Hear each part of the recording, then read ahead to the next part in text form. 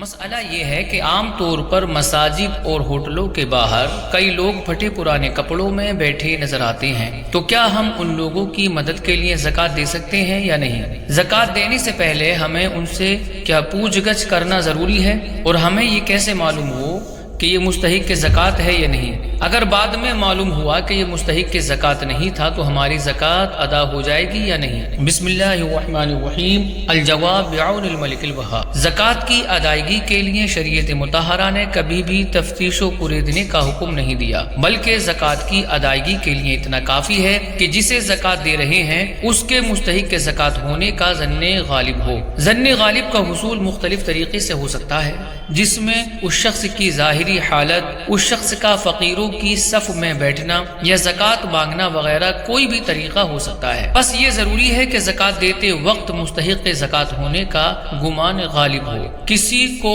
مستحق کے زکوٰۃ سمجھ کر زکوٰۃ دے دی، بعد میں معلوم ہو گیا کہ یہ شخص مستحق کے زکوٰۃ نہیں تھا، تو عمومی صورتحال میں زکوٰۃ ادا ہو گئی، اب دوبارہ زکوٰۃ ادا کرنے کی حاجت نہیں۔ لہٰذا اگر کوئی شخص پھٹے پرانے کپڑوں میں ملبوس فقیروں کی صف میں بیٹھا ہے تو اس کو زکوٰۃ دی جا سکتی ہے کہ یہ بھی تحری اور غالب گمان کی ایک صورت ہے۔ بعد میں اس کے مالدار ہونے کا علم ہوا تو بھی زکوٰۃ ادا ہو چکی، اب دوبارہ ادا کرنا لازم نہیں ہوگا۔ دلائل ملاحظہ کیجیے۔ غالب گمان کے متعلق مستحق زکوٰۃ کو زکوٰۃ دینا جائز ہے، چنانچہ تبییر الحقائق میں ہے کہ تحری کر کے یعنی غور و فکر کر کے ظن غالب ہوا کہ مصرف زکوٰۃ ہے یعنی زکوٰۃ کا مستحق ہے تو یہ زکوٰۃ ادا ہو گئی، خواہ مصرف زکوٰۃ کو دی یا غیر مصرف کو۔ فقراء کی صف میں بیٹھنا یا فقراء کی سی کیفیت ہونا تحری کے حکم میں ہے، چنانچہ رد المحتار میں ہے کہ جان لو کہ جسے زکوٰۃ دی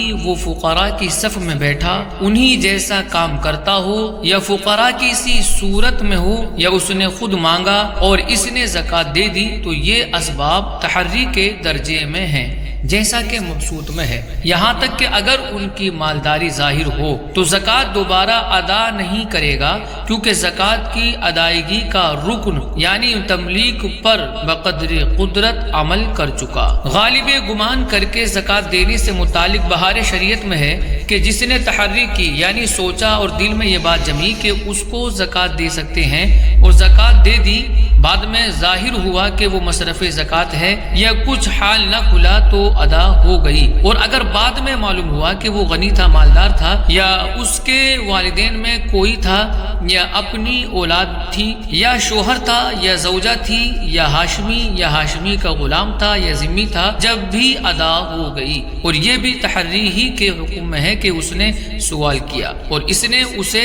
غنی نہ جان کر دے دیا، یا وہ فقیروں کی جماعت میں انہی کی وضع میں تھا اسے دے دیا۔ مستحق زکوٰۃ ہونے میں غالب گمان معتبر ہونے سے متعلق صدر الشریعہ مفتی امجد علی اعظمی علیہ الرحمہ سے سوال ہوا کہ مسائل احکام زکوٰۃ سے یہ تو معلوم ہوا کہ صاحب نصاب کو زکوٰۃ دینا ہے، لیکن زکوٰۃ دینے والے کو بعض اوقات یا اکثر وقت دھوکہ ہوتا ہے کہ معلوم نہیں زکوٰۃ لینے والا مالک نصاب ہے یا نہیں۔ بظاہر یہ معلوم ہوتا ہے کہ غریب ہے، مالک نصاب نہیں، اور اپنی غربت اور لاچاری و محتاجی بیان کر کے زکوٰۃ لیتا ہے اور لوگ دیا کرتے ہیں۔ بعد موت کے یا زندگی ہی میں بعض شخصوں کو معلوم ہو جاتا ہے کہ یہ شخص مالک نصاب ہے یا تھا، مرنے کے بعد ان کے پاس سے روپیہ زیادہ نکلتا ہے۔ دوسری بات یہ ہے کہ اپنے اقربا کے بارے میں کس طرح معلوم کیا جائے کہ یہ مالک نصاب ہے یا نہیں؟ تو آپ علیہ رحمان نے جواب ارشاد فرمایا کہ اگر اس کو یہ سمجھ کر کے یہ مالک نصاب نہیں ہے